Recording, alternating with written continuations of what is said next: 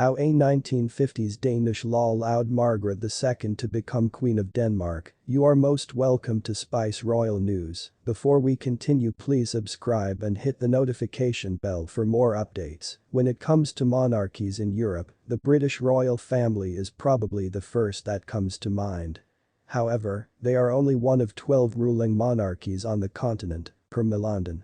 One thing that Britain can boast of its royal family is Queen Elizabeth II's 70-year reign, which is the second longest in world history. The only other European queen with this title is Queen Margrethe II of Denmark. She ascended the throne in 1972, after the death of Frederick IX of Denmark per Royal Central. Margrethe is only the second queen to sit on the Danish throne. The first was Margaret I of Denmark, the daughter of Valdemar IV of Denmark. She married Haakon VI of Norway and was considered a consort and regnant due to her father being king. This was despite the Danish Act of Succession favoring a male heir, but thanks to a certain change in law centuries later, Margrethe was crowned Queen of Denmark. But why did this happen, and how did it help Margrethe become heir presumptive to the Danish monarchy? The Danish Act of Succession was changed in 1953 at the time of Queen Margrethe II of Denmark's birth in 1940. There was no constitutional way she would rule the Nordic country one day, as only males were permitted to inherit the throne.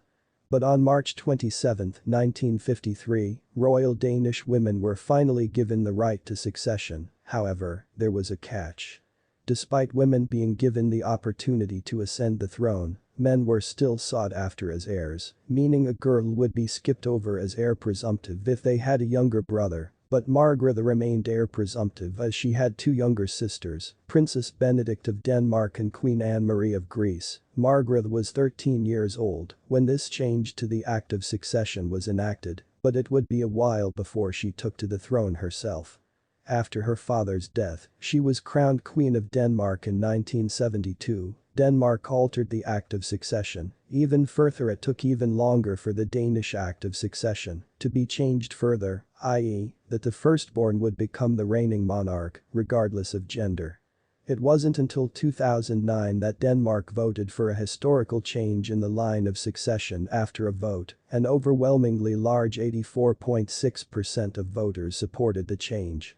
In response, then Prime Minister Lars Løkke Rasmussen said the decision was a strong signal that shows that we want to be a society where men and women have the same opportunities, whether it is for ordinary people or princes and princesses. 2 years later, the British monarchy followed suit and announced a change to their Act of Succession in 2013.